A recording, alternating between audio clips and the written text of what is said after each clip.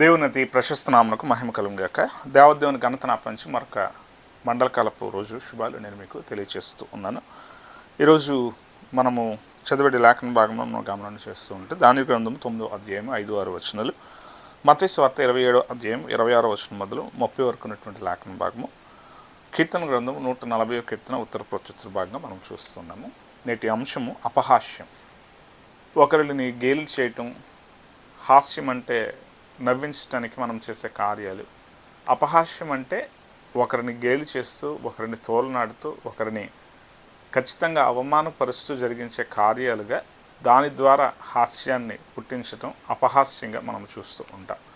ఇక్కడ మనం గమనం చేస్తూ ఉంటే యేసుక్రీస్తు ప్రభువారు చెప్పిన ప్రతి మాట నుండి కూడా ఆయన ప్రేమను చూపుతూ ఉంటే, ఆయన తనను హింసిస్తూ వారిని సహితం కూడా ఆయన ప్రేమిస్తూ ఉంటే, ఆయన్ను పట్టుకొనటానికి వచ్చిన వ్యక్తిని సహితం స్వస్థపరుస్తూ ఉంటే, కానీ ఆయన పట్ల ఎంతో క్రూరంగా ప్రవర్తించేటువంటి, అపహాస్యం చేసేటువంటి స్థితి గురించినటువంటి మాటలు నేటి లేఖన భాగంలో చూస్తూ ఉన్నాం. మత్తయి సువార్త 27వ అధ్యాయంలో యేసుక్రీస్తు ప్రభువారిని సైనికులు అపహాస్యం చేస్తూ ఉన్నారు.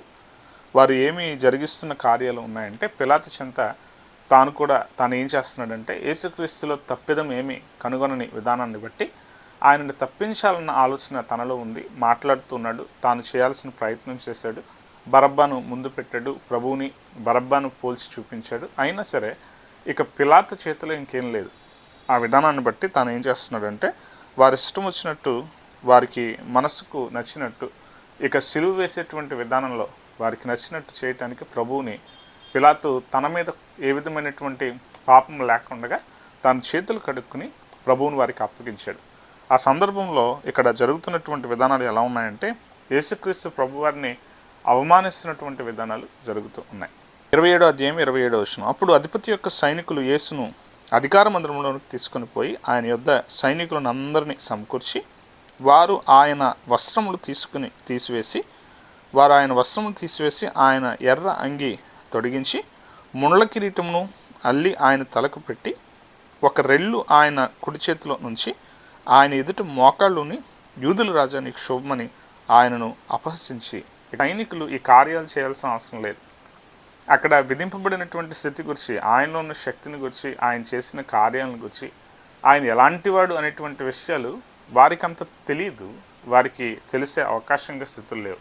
కారణం, వారు ఉన్నటువంటి విధానాలు ఉన్నటువంటి స్థితి నుండి వారు అంతగా దేవుని భయం కలిగిన తీరు వారిలో లేనందున, వారికి ఉన్నటువంటి రాజ్యాధికార స్థితిలో ఉన్నటువంటి స్థితులు గురించిన విషయాలను మాత్రమే వారు జరిగించే కార్యాలు చేస్తున్నందువలన ఇక్కడ మతాధికారుల గొప్పతనం, అక్కడ ఉన్నటువంటి అధికారుల గొప్పతనం, దాన్ని సాధించడానికి వారికి కావలసినటువంటి మెప్పును కలిగినటువంటి తీరులో వీరు ఉండాల్సిన స్థితి ఎలా ఉంది అంటే, వారు ఏం చేస్తున్న విధానం అంటే, వారి కేకలు గెలిచాయి, వారు చేసినటువంటి వారి పన్నాగం నెగ్గింది, వారు అనుకున్నది వారు నెరవేర్చుకున్నారు.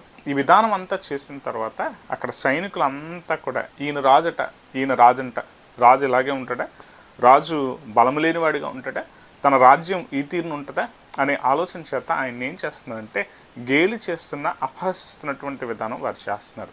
యేసుక్రీస్తు ప్రభువారికి పెట్టినటువంటి ముళ్ళ కిరీటం మనం గమనం చేస్తూ ఉంటే, కిరీటం మొక్కటానికి గుర్తు. కిరీటం దేనికి గుర్తు అంటే, రాజరిక స్థితిలో ఉన్నటువంటి తీరులో ఒక అధికారానికి గుర్తు.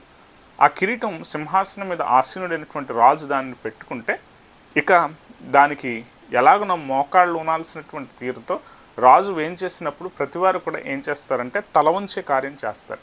ఈ విధానం ఎందుకంటే, మేము మీకు విధేయులం అని చెప్పటానికి. ఇక్కడ వీరు మోకాళ్ళుని ప్రభువును ఏం చేస్తున్నారంటే గేలి చేస్తున్న కార్యం చేస్తున్నారు. ఇదిగో నువ్వు రాజువి కనుక నీకు కిరీటం ఉండాలి అని చెప్పి ముళ్ళతో కిరీటం చేసి, ముళ్ళను ఆయన తలకు గుచ్చుతూ వారు ఎంతో వెకిలి చేస్తూ, ఎంతో అపహాస్యం చేస్తూ, ఎంతో ఆనందం పొందుకున్నటువంటి విధానంలో వారి యొక్క స్థితి ఎలా ఉందంటే, గేలి చేస్తూ ఆనందం పొందుతూ ఉన్నారు. అవసరం లేని విధానాలు, అవసరం లేని సంగతులు. ఇక్కడ నిజమైనటువంటి ఆయన శక్తి కనుక ఆయన చూపితే వారి యొక్క పరిస్థితి వేరుగా ఉంటుంది. యేసుక్రీస్తు ప్రభువారు పట్టబడిన రాత్రి వాళ్ళ తనలో ఉన్న ప్రభావం అది వెలుపలికి వచ్చినప్పుడు ఆయన యొక్క శక్తి తెలుస్తుంది. అక్కడున్న మల్కును కాపాడినప్పుడు ఆయన శక్తి తెలుస్తుంది. కానీ ఆయన ప్రేమ కార్యాలు చూపించే విధానంలో ఆయన చేస్తున్న శక్తి పరుల కోసం ఉపయోగించుకుంటున్నాడు, కానీ తన కోసం తాను ఎప్పుడు వాడటం లేదు. ఇక్కడ మనము జ్ఞాపకం చేసుకుంటూ ఉంటే యేసుక్రీస్తు ప్రభువారిని వారు ఏం చేస్తున్నారంటే ముళ్ళ రెళ్ళు, అంటే ఎలాగున రాజు చేతిలో ఉండే దండం, అది అధికారానికి గుర్తు. ఆ దండాన్ని చూపిన తర్వాత ఇక రాజు ఏదైతే మాట చెప్తాడో అది శాసనంగా ఉంటుంది. ఇక్కడ ఆయన చేతిలో ఏం పెట్టారంటే ఒక రెల్లు పెట్టారు. రెల్లు అంటే ఏంటి అంటే కర్రకు ఒక ఇంత స్థిరత ఉంటుందేమో, కానీ రెల్లు అటు ఇటు వంగిపోతూ ఉంటుంది.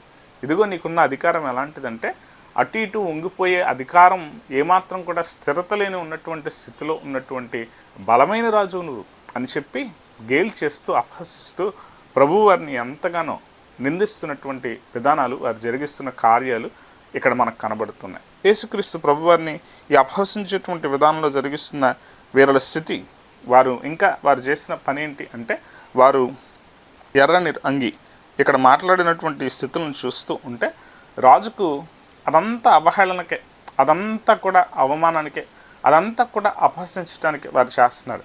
ఇదిగో రాజు ధరించే వస్త్రం ఎలా ఉంటుందంటే ఎంతో గొప్పగా ఉంటుంది. నీకు ఈ రంగు, ఎర్రని రంగు, ఈ రంగు దేనికంటే రాజరికానికి గుర్తు. ఈ స్థితి దేనికంటే ఇదిగో నీవు వస్త్రం వేసుకునే విధానంలో నువ్వు రాజు గనుక ఈ వస్త్రం ధరించాలి. ఇదంతా అవమానంగా ప్రభువును చూపించడానికి వారు ఈ కార్యాలన్నీ చేస్తూ ఉన్నారు. ఇదంతా ఎక్కడంటే సిలువకు అప్పగించే విధానంలో, సిలువకు ఆయనను తీసుకుని వెళ్ళే విధానంలో ఇదంతా వారు చేశారు. ఇదంతా ఏమైనా పిలాతు చేయమన్నాడంటే అది చేయమని తీరులేదు.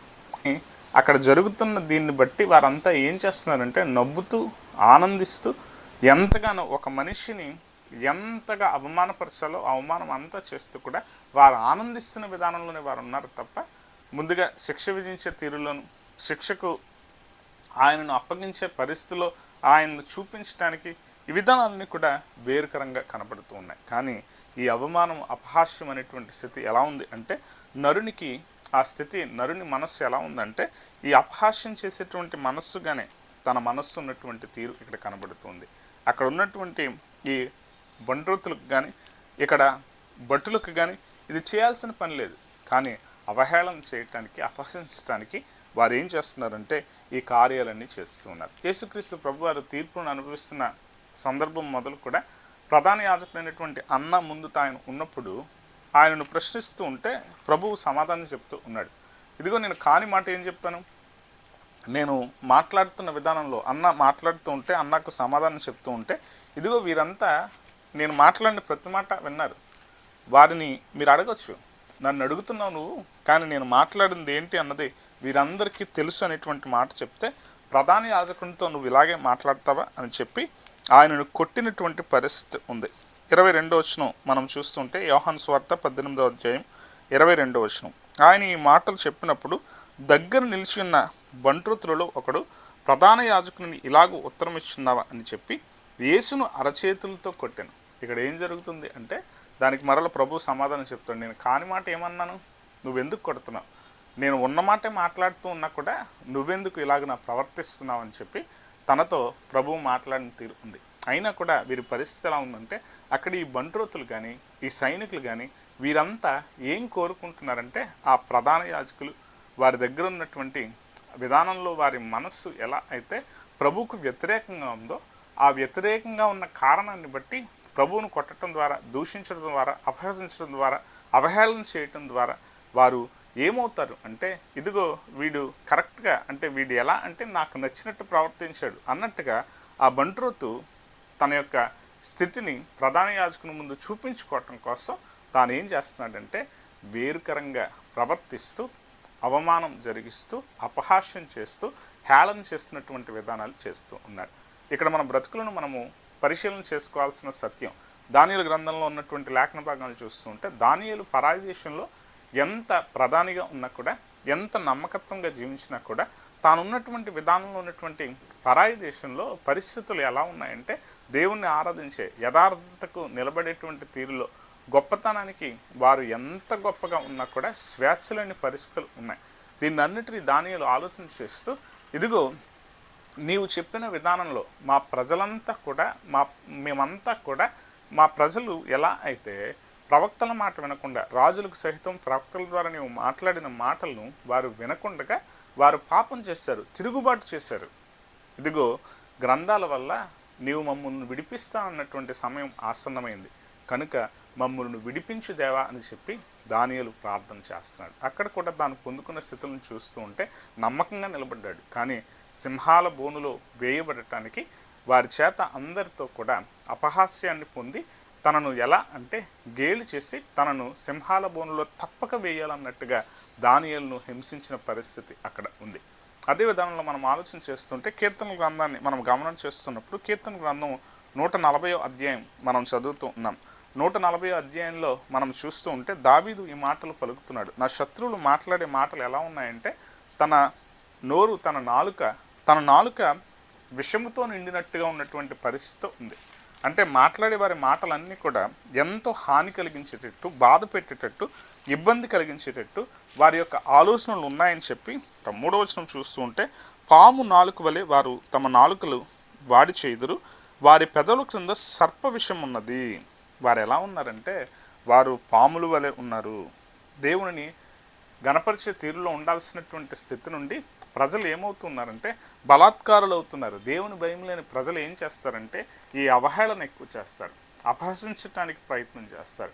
వారి బుద్ధి ఎలా ఉంటుందంటే చెడుతనాన్ని స్నేహించినటువంటి విధానంలో వారి బుద్ధి ఉంటుంది. 140వ కీర్తన 1వ వచనం, యెహోవా దుష్టుల చేతిలో నుండి నన్ను విడిపింపుము, బలాత్కారం చేయవారి చేతిలో పడకుండా నన్ను కాపాడుము. వారు తమ హృదయములలో అపాయకరమైనటువంటి యోచనలు చేయుదురు, వారు నిత్యము యుద్ధము రేపు జూచుచుందురు. వారు ఏం చేస్తున్నారంటే వాళ్ళ కళ్ళ ముందు ఏం కనబడాలంటే యుద్ధం కనబడాలి. వాళ్ళ కళ్ళ ముందు ఏముండాలి అంటే సమాధానం లేని పరిస్థితి ఉండాలి. వారి కళ్ళ ముందు ఏముండాలంటే అదంతా కూడా రక్తం ఉన్నట్టుగా పరిస్థితులు ఉండాలి. ఇదంతా ఎందుకోసం అంటే వారు సర్ప విషయాన్ని నింపుకున్నటువంటి విధానంలో వారు చెడుతనాన్ని ఎక్కువ ప్రేమిస్తారు. దానివల్ల అది హానిగానే ఉండే పరిస్థితి ఉంటుంది. కానీ ఈరోజు మన బ్రతుకుల్లో మనం ఆలోచన చేయాలి. మనం కూడా ఒకవేళ అవహేళన చేస్తూ, అపహాస్యం చేస్తూ, ఇతరులను గేలి చేస్తూ, ఇతరులను అవమానపరుస్తూ ఇలాంటి కార్యాలు చేసే మనస్సు మనలో ఉంటే అది చెడుతనాన్ని, సర్పాన్ని ప్రతిబింబించేటువంటి మనస్సు అనేటువంటి సత్యం జ్ఞాపకం చేసుకోవాలి. ప్రేమ, జాలి, కరుణ, దయ ఇలాంటి లక్షణాలు మనలో ఉంటే మనము దేవునికి చెందిన వారం. లేదు మనము అవహేళన చేసే మనస్సు మనలో ఉంటే మనకు దేవుని భయం లేదు, దేవుని ఎడల ఉన్నటువంటి భక్తి లేదు. దాని ద్వారా మనం ఏమవుతూ ఉంటామంటే మనము పడిపోయేటువంటి వారంగానే ఉంటాం. కీర్తన గ్రంథం 64వ అధ్యాయం 4వ వచనం, ఈ వచనాన్ని చూస్తూ ఉంటే అపహాస్యాన్ని గురించి ఎలాగున ప్రవర్తించే ప్రజలు భక్తి లేని వారుగా ఉన్నటువంటి తీరులో ఉంటారో వారు ఎలాంటి ప్రవర్తన కలిగి ఉంటారో ఈ మాటలు చెప్తూ ఉన్నాయి. యథార్థవంతులను కొట్టవలనని చాటైన స్థలంలో చేదు మాటలు బాణములుగా సంధించుదురు, భయమేమియు లేక ఆకస్మికంగా వారిని కొట్టుదురు. వారు ఎలా ఉంటారంటే ఇదిగో ఇప్పుడు నేను ఈ తప్పు చేస్తున్నాను కనుక తర్వాత నాకు ఇబ్బంది కలుగుతుందనే భయం వారికి లేదు. వారికి ఏంటి అంటే చాటైన స్థలాల్లో పొంచి ఉండి వారు ఖచ్చితంగా ఇబ్బంది కలిగించడానికి, కష్టం వాటలు చేయటానికి ఎంతగానో క్రూరమైనటువంటి మనస్సుతో వారు చేదు మాటల బాణాలను సంధిస్తారు. అంటే వారు ఏంటంటే ఒకరి మీద చేదు అనే దాన్ని వ్యక్తీకరించేటట్టుగా వేరొకరి మనస్సును కల్మషంతో నింపుతారు. ఈరోజు మనం జ్ఞాపకం చేసుకుంటే కొందరి మాటల ప్రభావం వల్ల మంచితనంగా ఉన్నటువంటి మంచి బంధాలు కూడా చెడిపోతాయి. కారణం ఏంటి అంటే మనం అనుకోను ఆ విన్న మాట అది వినకపోయినా, ఒకవేళ మనకది అర్థం కాకపోయినా ఎవరైతే ఒకరు వేరు మాటలుగా మాట్లాడతారో ఆ మాటను నమ్మి, అంటే చెప్పుడు మాటలు, ఈ చెప్పుడు మాటలు నమ్మటం ద్వారా మనం ఏమవుతామంటే కొన్నిసార్లు మనము చూసే దృక్పథం కూడా, మనమున్న దృక్పథం కూడా, మన మంచితనం కూడా పోయి అది మన మీద ప్రభావం చూపించి వేరు విధానంలోనే మన మనస్సు నిలిపి మనము బంధాన్ని కోల్పోతాం. ఈరోజు మనం జ్ఞాపకం చేసుకోవాలి, దావీదు ఎలాంటి స్థితులు అంటే చాలా విషయాలు చూశాడు, చాలా అనుభవించాడు. తనవారు సహితం ఎలా అయితే తన పట్ల పన్నాగాలు పన్నినటువంటి విధానం ఉందో, ఒక మాట చెప్పి వేరొక మాట చేసినటువంటి విధానం ఉందో, అబ్షాలోము ఎలా అయితే ఇదిగో నేను దేవుని చెంత నేను బలి అర్పించడానికి వెళతాను అని పర్మిషన్ తీసుకుని తాను వెళుతూ ఏమని తాను ప్రకటన చేశాడంటే ఇదిగో యెరూషలేములో అబ్షాలోము ఏలటం ప్రారంభించాడు అని చెప్పి ప్రకటన చేస్తూ తాను వెళ్ళినటువంటి, తాను జరిగించినటువంటి విధానాలు ఉన్నాయి. అంటే ఏంటి అంటే ఇక్కడ తనవారైనటువంటి వారు సహితం చేదు మాటల చేత, చెడు మాటల చేత విరోధులుగా అవుతూ కష్టం వాటిలు చేయటానికి చేసిన విధానాలు ఇవన్నీ కనబడుతూ ఉన్నాయి. ఇవన్నీ ఎలాంటివి అంటే దేవుని భయం లేని విధానంలో, యథార్థతలో నిలబడిన విధానంలో జరిగించే కార్యాలు. 10వ అధ్యాయం, కీర్తన గ్రంథం 10వ అధ్యాయం 7వ వచనం. యెహోవా శాశ్వతంగా సింహాసనాసీనుడై ఉన్నాడు. 10వ అధ్యాయం 7వ వచనం. వారి నోరు శాపంతోనూ కపటంతోనూ వంచనతోనూ నిండి ఉన్నది, వారి నాలుక క్రింద చేటును పాపమును ఉన్నవి. ఇదిగో ఆ మాట ఎలా ఉందంటే అబ్షాలోం మాట్లాడిన మాట వంచనతో ఉంది. అబ్షాలోం చేసిన పని మోసంగా ఉంది. ఇదంతా ఎలా అంటే వారి మనస్సు నిండుకున్న విధానంలో ఆ చెడుతనం ఉంది. ఈరోజు మన జీవితాల్లో కూడా జ్ఞాపకం చేసుకోవాలి. మనము దేవునికి చెందిన వారంగా మనం ఉంటే మనము మంచిని స్నేహిస్తాము, మంచిలో నిలబడతాము. ఏ విధంగానూ అపశంసక, అవహేళన చేయక, విషయం ఏంటి అని పూర్తిగా అవగాహన చేసుకున్న తర్వాతే మాట్లాడతాం. కానీ అపహసించే వారికి విషయంతో పని లేదు, అక్కడ ఉన్న యథార్థతతో పని లేదు, అక్కడ జరుగుతున్న విధానంతో పని లేదు. వారికి ఏంటంటే అక్కడ అపహసించే దాని ద్వారా వ్యంగ్యంగా అక్కడ ఒక ఆనందం పొందటం తప్ప వేరు విధానంతో పని లేదు. ఈరోజు మన జీవితంలో మనము సర్పసంతానంగా ఉంటున్నామా, దేవుని పిల్లలుగా ఉంటున్నామా అనే ప్రశ్న మనకు మనం వేసుకుంటూ మన బ్రతుకుని దిద్దుకుంటూ చెడుతనాన్ని విడిచిపెట్టడానికి మన నాలుక సర్ప విషంతో నిండుకుని ఉందేమో ఒకసారి గమనించుకుని మనం దిద్దుకోవటానికి దేవునికి సదా మనకు తోడే సంరక్షించి కాపాడును గాక. ఆమేన్.